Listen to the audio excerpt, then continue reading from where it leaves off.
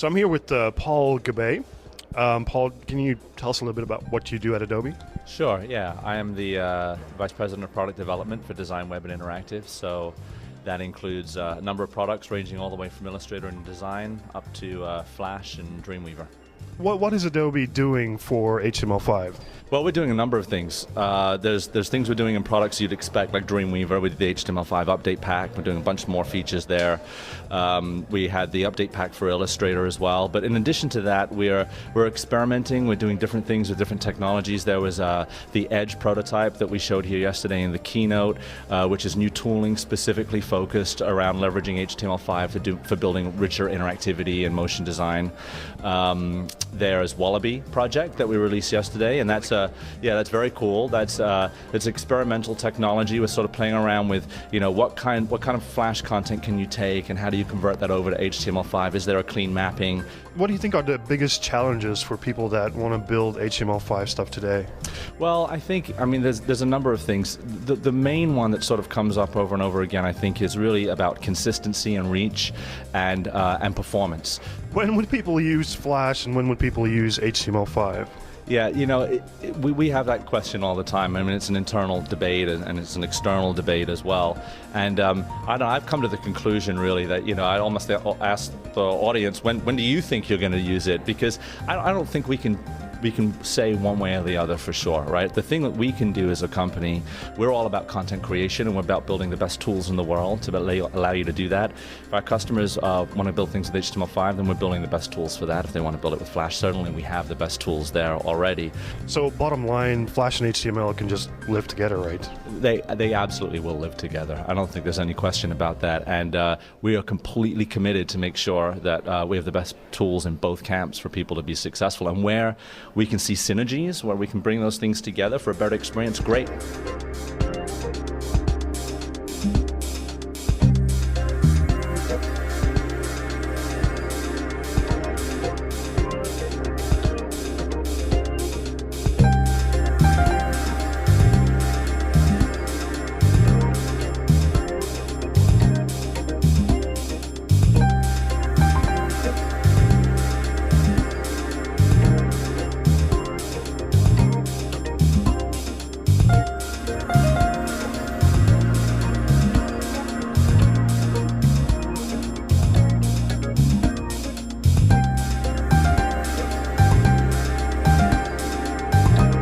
You've been doing some HTML5 stuff now, right? Yes, mainly with video, because that's one of my subject matter expertises, is just getting encoding specifications together for my clients, deployment specifications. And so is it safe to say that you're building video experiences, well, how should I say this, a Flash video experience with an HTML5 fallback, or the other way around?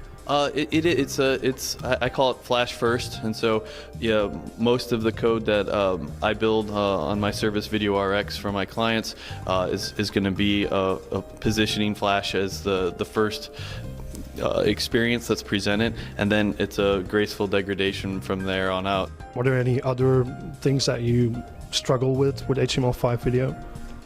Just consistency. What do you think about that?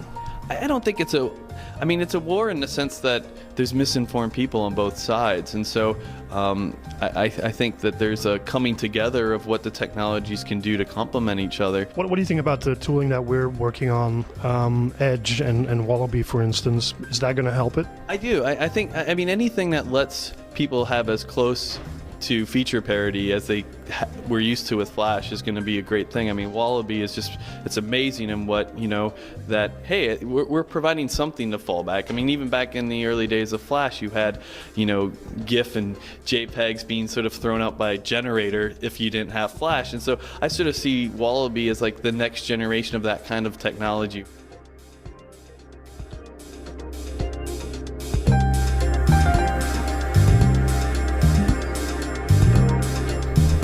Did you just say HTML5?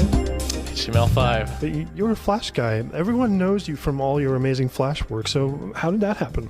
I like to think of myself as an interactive guy. So, both personality, of course, but also the technologies that I play with. And over the last decade, that's meant that I play almost exclusively with Flash, because it was really the only technology that enabled the type of things that I wanted to do. But I think HTML5 is an emerging technology, definitely still maturing a lot, but it's a new space to play in, and so I'm really interested in where it's going.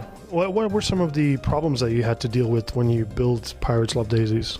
I think we ran into less problems than we expected. We thought that there'd be a lot of browser inconsistencies, and well, we definitely ran into those. The Canvas API is actually quite consistent between platforms. Audio caused us a lot of problems. Working with dynamic audio particularly, we ran into maximum numbers of audio objects and maximum number of channels, and we had to come up with frameworks to deal with those issues. Coming from a Flash background, is it easy to get into HTML5? I think people with a Flash background have a huge advantage over people with sort of a more traditional HTML or JavaScript background. I mean, I think it's very easy to pick up a new language or a new technology, but it's much harder to gain the knowledge or these mental models that you establish in interactive. Now, a lot of tech blogs have been writing about this whole Flash versus HTML war. What do you think about that? I don't think it's a war. I mean, I think they're different technologies. They have different strengths. We'll continue to do both of them.